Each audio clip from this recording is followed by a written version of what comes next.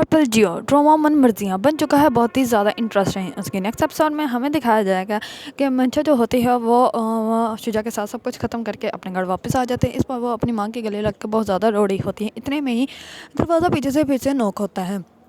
तो मंशा की माँ को लगता है कि जैसे कोई आ गया है। इस पर वो पूछती है कि कौन है भाई। इस पर शुजा जो होता है वो पहले तो बोलता नहीं। इस पर जैसे वो दरवाज़ा खोलती है तो कहती है जी भाई किससे मिलना है। तो इस पर वो कहता है कि आंटी मैं शुजा डॉक्टर शुजा और मैं आपसे ही मिलने आया। इस पर मंशा तो हैरान और परेशान ही हो जाती है कि शुजा कैसे हमारे घर आ सकता है। इस पर वो जल्दी से पीछे मुड़ के देखती है कि ये तो सच में शुजा है और वो हमारे घर आ गया है। इस पर शुजा जो होता है वो कहता है कि मैं आपसे बात करने के लिए आया हूँ। इस पर मंशा की माँ को तो सब पहले ही पता होता है डॉक्टर शुजा के बारे में और वो उसको अंदर ले जाती है। इस पर मंशा जो होती है वो बहुत ही ज़्यादा खुश हो जाती है कि शुजा जो है वो मेरे लिए आया है और मेरा रिश्ता मांगने के लिए आया है। इस पर शुजा जो होता है वो मंशा की माँ और उनके उसके वालिद के पास बैठ जाते हैं। उनको कहते हैं कि मैं आपको सब कुछ तो पता है और सिचुएशन का भी पता है, तो आप लोग फिर मुझे बता दीजिए कि कैसे क्या करना है और कैसे निकाह करना है। आप लोगों को पता है मेरे सिर्फ एक दादू ही हैं और वो अभी इस रिश्ते के लिए नहीं मान रहे। अगर आप चाहते हैं कि मैं उनको भी लेकर आऊँ तो फिर मुझे काफ़ी लेट हो जाएगा आने में। अगर आप चाहते हैं कि वैसे ही निकाह सादगी में कर दिया जाए तो फिर आप कर सकते हैं, मैं इसके लिए रेडी हूँ। इस पर सब लोग कहते हैं कि ठीक है, अगर सादगी में निकाह करना है तो ठीक है।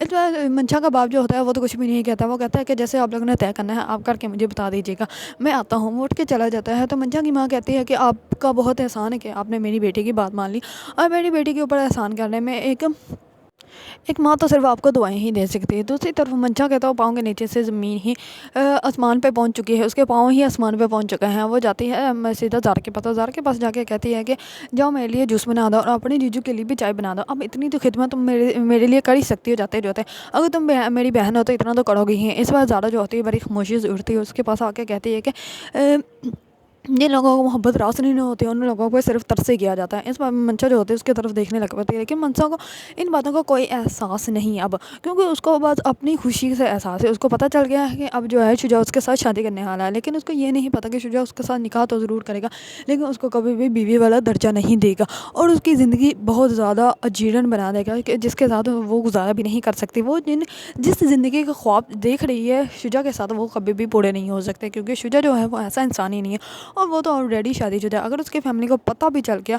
तो वो इसकी शादी को कभी भी एक्सेप्ट नहीं करेंगे और शुजा का तो भी बुरा हाल कर देंगे, क्योंकि उसके दादू जो हैं वो बहुत ही ज़्यादा ख़ानदानी लोग हैं और वो ऐसी शादियों को कभी भी नहीं मानते। और अगर शुजा का बारे में पता चल गया उनके घर वालों को तो वो शुजा के साथ अपनी बेटी का रिश्ता तो ख़त्म करेंगे ही करेंगे।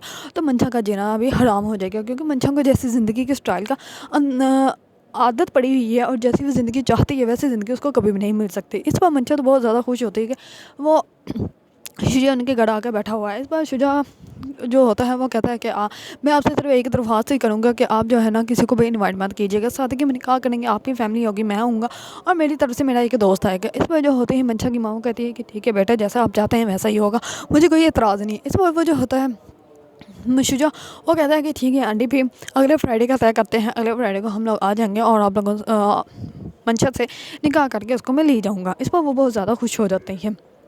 दूसरी तरफ जैसे ही इस बात का इल्म हमज़ा को होता है तो हमज़ा के पाँव के नीचे से तो ज़मीन ही निकल जाती है। वो कहता है कि जिसके पीछे मैं ज़ारा को तलाक दे रहा था वो तो किसी और के साथ शादी करने के लिए खुश हुई जा रही है और रिश्ते भी लेकर आई है, वो भी खुद। इस पर जो होता है हमज़ा उनके घर आते ही कह देता है कि ये इंसान इस घर में क्या कर रहा है और मैं इस इंसान को अच्छे से जानता हूँ। इस पर मंशा की माँ जो होती है वो बहुत ज़्यादा गुस्से में हमज़ा से बोलती है और वो कहती है कि तुम ऐसे इनसे बात कैसे कर सकते हैं, बहुत ही ख़ास मेहमान है हमारे।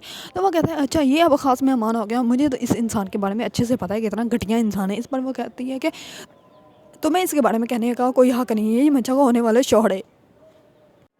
इस पर वो कहता है कि अच्छा ये मंशा का शौहर है, अब ये मंशा के साथ शादी करेगा, पहले तो मेरे साथ मरी जा रही थी तो अब इसके साथ शादी करनी है। इस पर जो होती है मंशा वो कहती है कि मैंने तुमसे कभी मोहब्बत नहीं की थी, ना मैं तुमसे कभी शादी करने वाली थी, तुम तो ऐसे मेले गले पड़े हुए थे। इस पर जो होता है हमज़ा वो ज़ारा को कहता है कि अगर तुम मेरे साथ आज चलोगी तो तुम्हारा इस घर से रिश्ता हमेशा के लिए ख़त्म हो जाएगा। इस पर वो तो चुप कर जाती है, लेकिन जो मंशा का बाप होता है और ज़ारा का बाप वो कहता है कि ठीक है बेटा तुम चली जाओ, वैसे भी असली घर बेटी का जो होता है उसके शौहर का होता है, जैसा तुम्हारा शौहर कहता है तुम्हें ऐसा ही करना पड़ेगा। इस पर ज़ारा जो होती है वो चली जाती है उन लोगों के घर।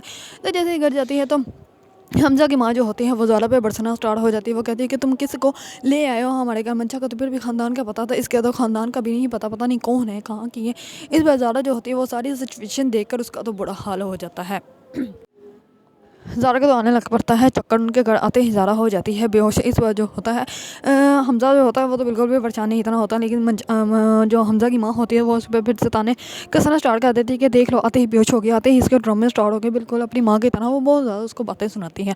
अगर आप लोगों को ड्रामा मन मर्जियाँ पसंद है और उसके बारे में न्यू न्यू अपडेट जानना चाहते हैं तो मेरे चैनल को लाइक कमेंट एंड सब्सक्राइब करना मत भूलिएगा।